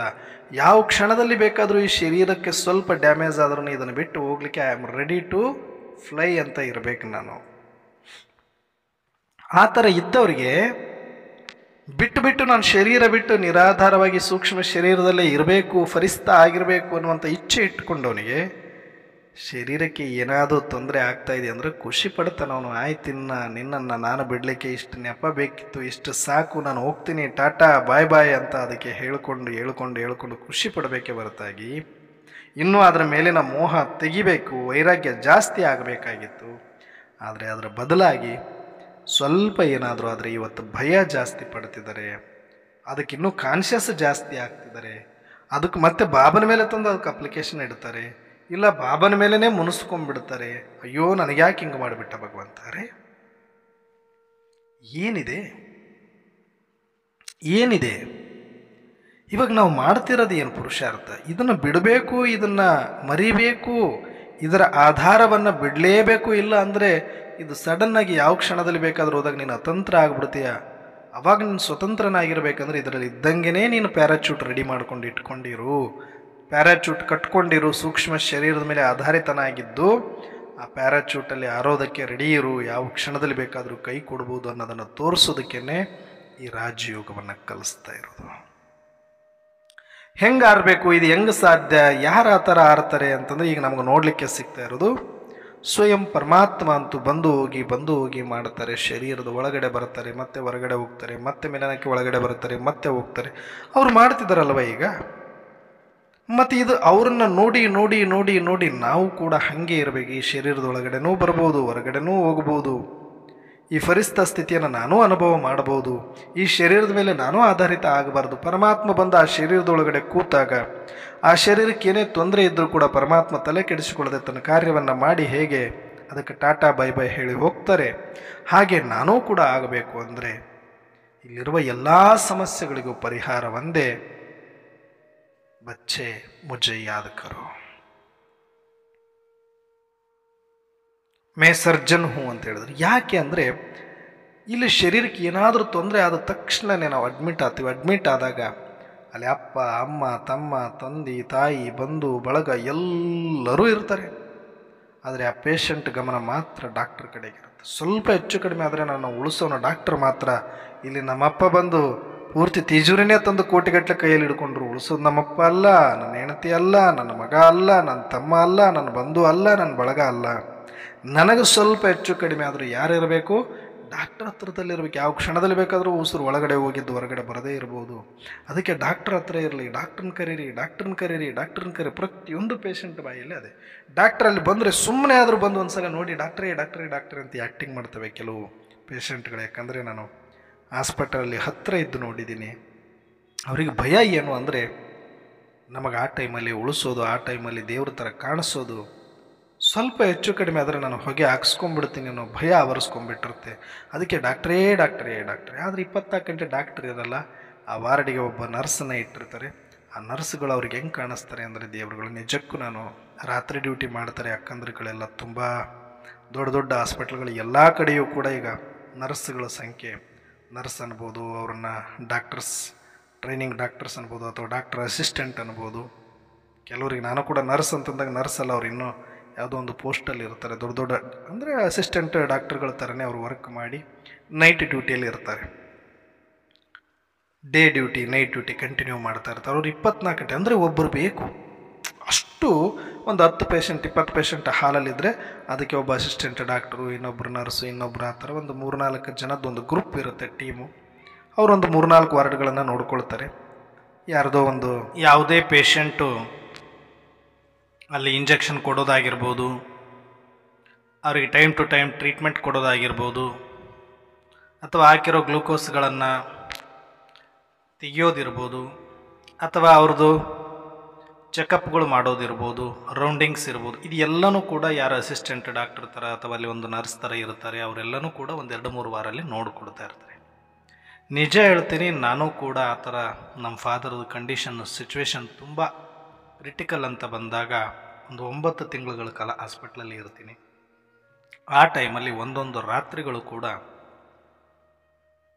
ಆದರೆ ಬಾಬರವ್ರು ಎಷ್ಟು ಚೆನ್ನಾಗಿ ವ್ಯವಸ್ಥೆ ಮಾಡಿದರು ಅಂದರೆ, ಸಪ್ರೇಟ್ ಒಂದು ಪಕ್ಕದಲ್ಲೇ ಹಾಸ್ಪಿಟ್ಲ್ ಪಕ್ಕ ರೂಮ್ ಮಾಡಿಕೊಂಡು ಅಲ್ಲಿ ಎಲ್ಲನೂ ಕೂಡ ರೆಂಟಿಗೆ ಸಿಗುತ್ತೆ. ಗ್ಯಾಸಿಂದ ಹಿಡ್ಕೊಂಡು ಅಡುಗೆ ಮಾಡೋ ಸಾಮಾನುಗಳಿಂದ ಹಿಡ್ಕೊಂಡು ಪ್ರತಿಯೊಂದು. ಅಷ್ಟು ಬಾಬರವರೆಲ್ಲ ನೀಟಾಗಿ ಸಪ್ರೇಟ್ ಮನೆ ಮುಂದೆ ಗಾರ್ಡನ್ನು, ಒಂದು ರೋಗಿಗಳಿಗೆ ಸಿಕ್ಕಿರ್ತಕ್ಕಂಥ ಒಂದು ಮನೆ ಅನ್ನೋ ಥರನೇ ಇರಲಿಲ್ಲ. ಅಷ್ಟು ಒಳ್ಳೆಯ ಒಂದು ಫ್ಯಾಮಿಲಿ ಥರ ಒಂದು ಮನೆ, ಸಪ್ರೇಟಾಗಿ ಅಡುಗೆ ಮಾಡ್ಕೊಳ್ಳೋಕ್ಕೆ ಎಲ್ಲ ವ್ಯವಸ್ಥೆ ಇದ್ದು. ಒಂದು 9 ತಿಂಗಳುಗಳ ಕಾಲ ನಾವು ಹಾಸ್ಪಿಟ್ಲಲ್ಲಿ ಇದ್ದೀವಿ ಅಂತಲೇ ನಮ್ಗೆ ಅನ್ನಿಸ್ಲಿಲ್ಲ. ಅಷ್ಟು ಚೆನ್ನಾಗಿ ಹಾಸ್ಪಿಟ್ಲಿಗೆ ಹೋದರೂ ಅಷ್ಟೇ ಕ್ಲೀನು, ಈ ಮನೆಗಳು ಕೂಡ ಅಷ್ಟೇ ನೀಟಾಗಿ, ಮುಂದೆ ಗಾರ್ಡನ್ಗಳು ಕೂಡ ಮಾಡಿಕೊಟ್ಟಿದ್ರು. ಯಾಕಂದರೆ ಪೇಷಂಟ್ಗಳಿಗೆ ಬಂದಾಗ ತುಂಬ ಚೆನ್ನಾಗಿ ವಾತಾವರಣ ಇರಬೇಕು ಅಂತ. ಪ್ರತಿದಿನ ಡೈಲಿ ರೆಂಟೆಡ್ ರೂಮ್ಗಳವೆಲ್ಲನೂ. ಯಾಕಂದ್ರೆ 1 ದಿನಕ್ಕೆ ತೊಗೊಳ್ಬೋದು, 2 ದಿನಕ್ಕೆ ತೊಗೊಳ್ಬೋದು. ಅಂಥದ್ದು ನಾವು ಬರೋಬ್ಬರಿ 9 ತಿಂಗಳ ತನಕ ಇರಬೇಕಾಯಿತು. ಕ್ರಿಟಿಕಲ್ ಆಗ್ತಾ ಆಗ್ತಾ ರಾತ್ರಿಗಳಲ್ಲಿ ನಮ್ಮ ತಂದೆಯವ್ರ ಜೊತೆ ಕಳಿಬೇಕಾದ್ರೆ ಯಾವ ಕ್ಷಣ ಬೇಕಾದರೂ ಒಳಗೋಗಿರೋ ಉಸಿರು ಹೊರಗೆ ಬರದೇ ಇರ್ಬೋದು. ಯಾಕಂದರೆ ಪ್ರತಿಯೊಂದು ಕಂಡೀಷನ್ ಹಂಗೆ ಇರುತ್ತೆ, ಆ ಮನಸ್ಥಿತಿ ಹಂಗಾಗ್ಬಿಟ್ಟಿರುತ್ತೆ ಅಲ್ಲಿ ಎಲ್ರದ್ದು. ಎಲ್ಲರೂ ಆ ನರ್ಸ್ಗಳ ಮೇಲೆ, ಡಾಕ್ಟ್ರುಗಳ ಮೇಲೆ ಡಿಪೆಂಡ್ ಆಗಿರ್ತಾರೆ. ಅವ್ರು ಸುಮ್ಮನೆ ಹಿಂಗೆ ಕಣ್ಣು ಮುಂದೆ ಬಂದೋದ್ರೆ ಸುಮ್ಮನೆ ಇದ್ರೂ ಬಂದು ನೋಡಿ ಅಂತ ಕರೀತಾ ಇರ್ತಾರೆ. ಅವ್ರಿಗೇನೋ ಒಂಥರ ಭಯ.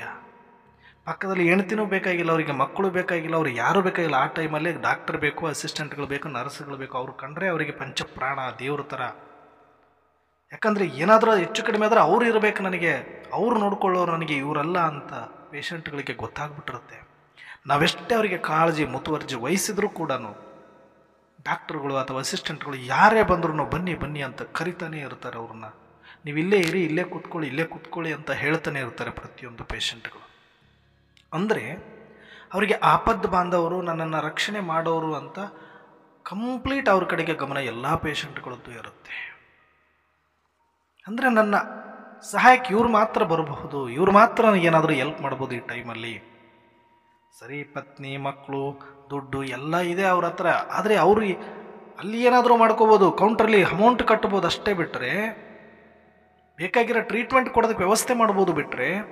ಆದರೆ ನನ್ನ ಒಂದು ಸಾವು ಬದುಕಿನ ಈ ಒಂದು ಇದರಲ್ಲಿ ನನಗೆ ವಿಜಯ ಪ್ರಾಪ್ತಿ ಮಾಡಿಸ್ಲಿಕ್ಕೆ, ನನಗೆ ಪುನರ್ಜನ್ಮವನ್ನು ಕೊಡಲಿಕ್ಕೆ ಸೀರಿಯಸ್ ಕಂಡೀಷನಲ್ಲಿ ಇವರಿಂದ ಮಾತ್ರ ಸಾಧ್ಯ ಅಂತ ಅವ್ರ ಕಡೆಗೆ ಇಟ್ಕೊಂಡು ಅವ್ರನ್ನೇ ನೋಡ್ತಾ ಇರ್ತಾರೆ. ಯಾಕೆ ಅಂದರೆ ಅವರನ್ನೇ ಎರಡನೇ ದೇವ್ರ ಥರ ನೋಡ್ತಾರೆ. ಅವ್ರು ಮಾತ್ರ ಏನಾದರೂ ಮಾಡಬಲ್ಲರು ಅಂತ ಎಲ್ಲ ಬಾಗಿಲುಗಳು ಮುಚ್ಚಿಬಿಟ್ಟಿರುತ್ತೆ. ಅವರು ಎಂಥ ಅಧಿಕಾರಿಯಾಗಿದ್ದರೂ ಕೂಡ ಅಲ್ಲಿ ಅಧಿಕಾರದ ದರ್ಪ ಇರೋದಿಲ್ಲ. ಅವರು ಎಷ್ಟೇ ದೊಡ್ಡ VIP ಆಗಿದ್ರೂ ಅಲ್ಲಿ VIP ತನ ಉಳಿಯಲ್ಲ. ಅವರು ಎಂಥದ್ದೇ ಕೋಟ್ಯಾಧೀಶರಾಗಿದ್ದರೂ ಕೂಡ, ಸಿರಿವಂತಿಗೆ ಸುಪ್ಪತ್ತಿಗೆ ಮೇಲೆ ಮರಗಿದ್ದರೂ ಕೂಡ, ಆದರೆ ಯಾವತ್ತಲ್ಲಿ ಬಡ ನರ್ಸು, ಅವ್ರು ಬಡವರಾಗಿದ್ದರೂ ಕೂಡ ಆ ನರ್ಸ್ ಅದಕ್ಕೆ ದೇವತೆ ಥರ ಕಾಣಿಸ್ತಾರೆ. ಯಾಕೆ ಅಂದರೆ ಅವತ್ತಿನ ಎಲ್ಲ ಅಹಂಕಾರ ಹೋಗಿ ಯಾವ ಹಣ, ಆಸ್ತಿ, ಅಧಿಕಾರ, ಜನ ಯಾರೂ ನನ್ನ ಉಪಯೋಗಕ್ಕೆ ಬರಲ್ಲ, ನನಗೇನಾದರೂ ಸಹಾಯ ಮಾಡಿದರೆ, ನನ್ನನ್ನು ಏನಾದರೂ ಬದುಕಿ ಉಳಿಸೋದಿದ್ರೆ ಇವ್ರು ಮಾತ್ರ ಅಂತ ಅವ್ರನ್ನ ದೇವ್ರ ಥರ ನೋಡ್ತಾರೆ. ನಿಜಕ್ಕೂ ನನಗನ್ನಿಸ್ತಾ ಇತ್ತು, ಆ ವಾರ್ಡ್ಗಳಲ್ಲಿ ಕೆಲಸ ಮಾಡುವಂಥ ಅವ್ರಿಗೂ ಕೂಡ ಸಂಪಾದನೆ ಮಾಡಬೇಕು ಅಂದರೆ ಇವತ್ತಿನ ಮಾರ್ಗದಲ್ಲಿ ಬೇಕಾದಷ್ಟು ಅವಕಾಶಗಳು, ಬಿಸ್ನೆಸ್ಗಳು ಇರುತ್ತೆ. ಆದರೆ ಇವರು ಡಾಕ್ಟ್ರ್ ಓದಬೇಕು ಅಂತ ಬಂದು ಅಲ್ಲಿ ಮಾಡ್ತಿರೋದೇನು ಅಂದರೆ ಅನಿಸುತ್ತೆ ನಿಜಕ್ಕೂ ಯಪ್ಪ, ಸ್ವತಃ ಮಕ್ಕಳಾಗಿ ನಾವು ತಂದೆ ತಾಯಿದು ಅವ್ರಿಗೇನಾದರೂ ಸ್ವಲ್ಪ ತೊಂದರೆ ಆದರೆ ನಾವು ಮಾಡಲಿಕ್ಕೆ ಹೆದರ್ತೀವಿ, ಹಿಂದೆ ಮುಂದೆ ನೋಡ್ತೀವಿ. ಆದರೆ ಅವರು ಸ್ವತಃ ತಂದೆ ಥರ, ಮಕ್ಕಳ ಥರ, ತಾಯಿ ಥರ ಎಲ್ಲರನ್ನು ಟ್ರೀಟ್ ಮಾಡೋದು ನೋಡಿದಾಗ ನಿಜಕ್ಕೂ ಮದರ್ ತೆರೇಸಾ ನೆನಪು ಬರ್ತಾರೆ. ಇವರು ಒಬ್ಬೊಬ್ಬರಲ್ಲೂ ನಾವು ಮದರ್ ತೆರೇಸನ ನೋಡ್ಬೋದಲ್ವಾ.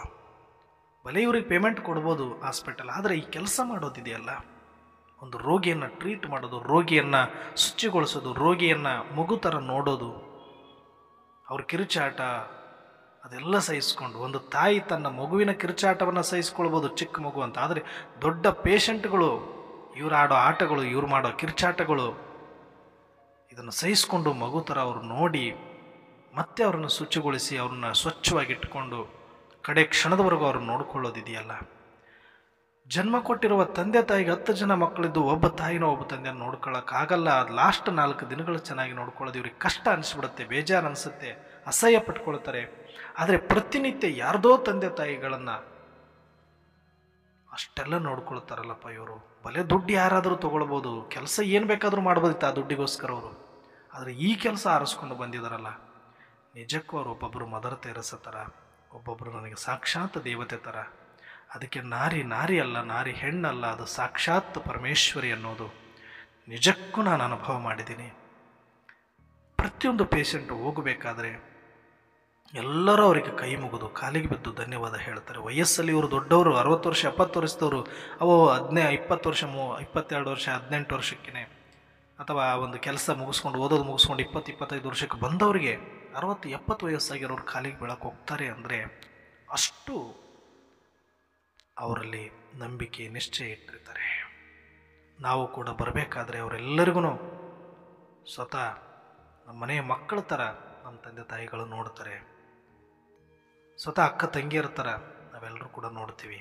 ಬರಬೇಕಾದ್ರೆ ಒಂದಷ್ಟು ನಾವಂತೂ ಏನೋ ಅವರು ಮಾಡಿದ ಉಪಕಾರಕ್ಕೆ, ಅವ್ರು ಮಾಡಿರೋ ಸೇವೆಗೆ ಅವರು ಹಾಸ್ಪಿಟ್ಲ್ ಅನ್ನೋ ಅಮೌಂಟ್ ಕೊಟ್ಟಿರ್ಬೋದು, ನಾವು ಏನೂ ಕೊಡಲಿಕ್ಕಾಗಲ್ಲ, ಆದರೆ ಇವ್ರ ಋಣ ನಮ್ಮ ಮೇಲಿದೆ ಅಂತ ಭಾವ ಬರುತ್ತೆ.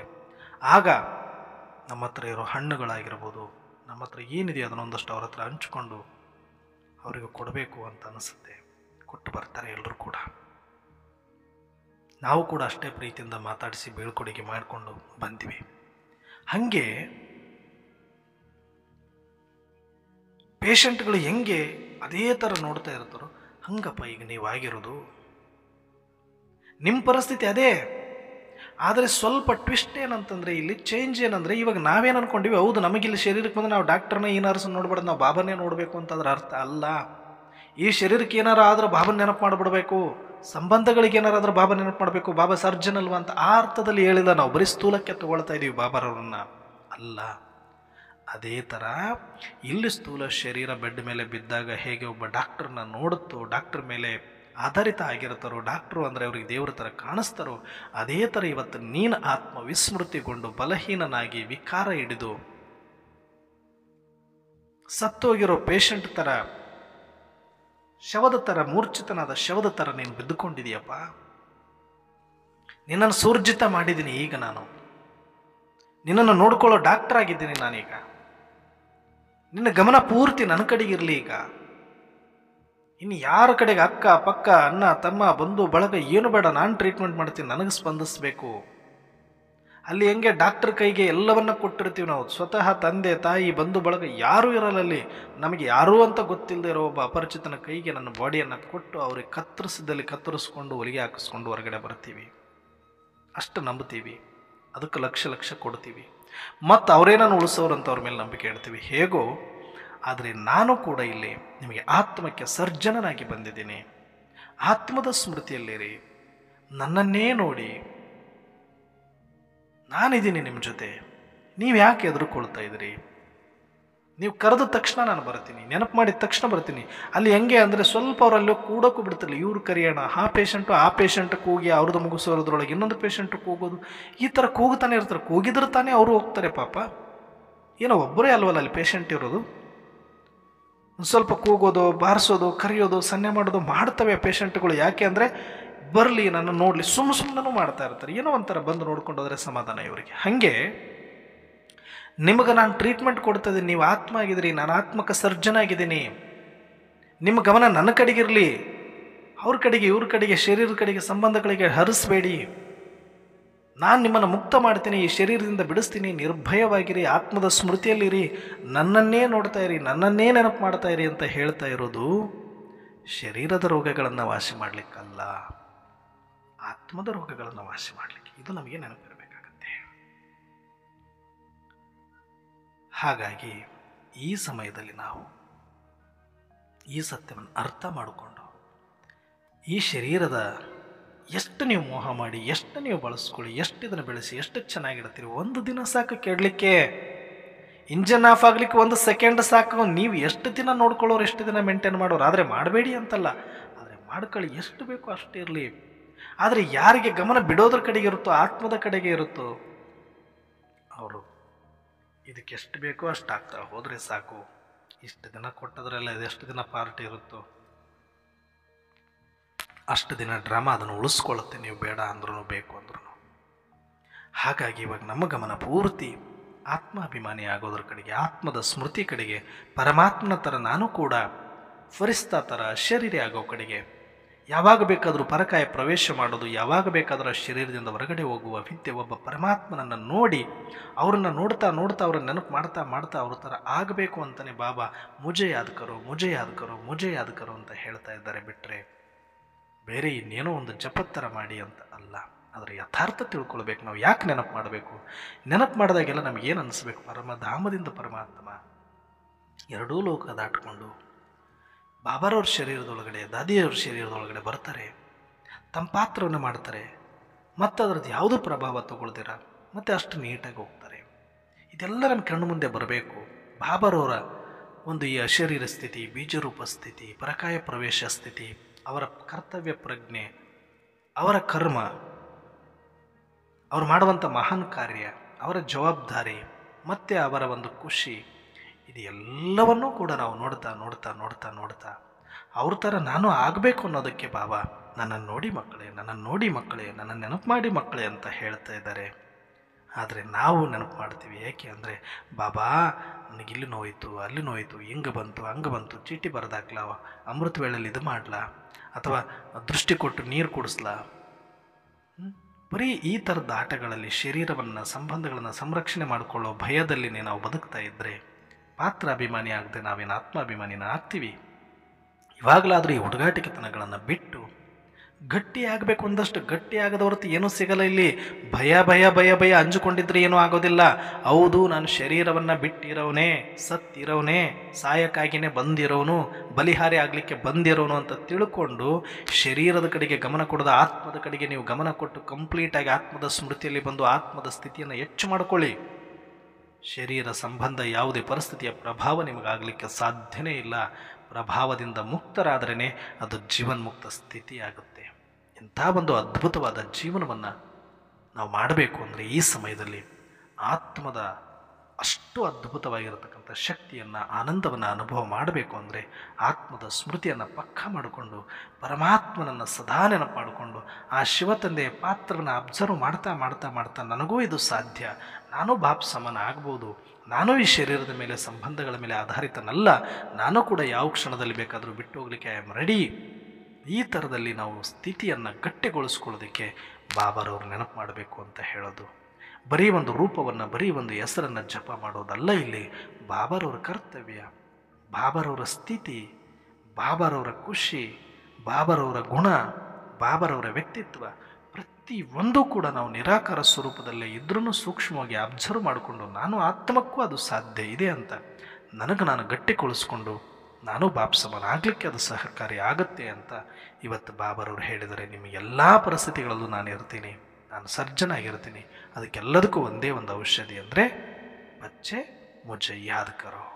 ಈ ಥರ ನಾವು ಬಾಬಾರವರನ್ನು ನೆನಪು ಮಾಡ್ತಾ ಅವರು ಯಾವ ಥರ ಬರ್ತಾರೆ, ಯಾವ ಥರ ಹೋಗ್ತಾರೆ, ಯಾವ ಥರ ಇರ್ತಾರೆ ಅನ್ನೋದನ್ನು ಅಬ್ಸರ್ವ್ ಮಾಡಿಕೊಂಡು ನಾನು ಆ ರೀತಿ ಇರಲಿಕ್ಕೆ ಪ್ರಯತ್ನ ಪಡೋದೇ ನಿಜವಾದ ಬಾಬಾರವ್ರ ನೆನಪಾಗಿದೆ ಅನ್ನೋದನ್ನು ಅರ್ಥ ಮಾಡಿಕೊಂಡು ಆತ್ಮಿಕ ಸ್ಮೃತಿಯನ್ನು ಪಕ್ಕಾ ಮಾಡಿಕೊಳ್ತಾ ಬಾಬಾರವರನ್ನು ಸದಾ ನೋಡ್ತಾ ನೋಡ್ತಾ ನೋಡ್ತಾ ನೋಡ್ತಾ ಬಾಪ್ ಸಮನಾಗೋಣ ಅಂತ ಹೇಳ್ತಾ ಇವತ್ತಿನ ಚಿಂತನೆಯನ್ನು ಮುಕ್ತಾಯ ಮಾಡೋಣ. ಅಚ್ಚ. ಓಂ ಶಾಂತಿ.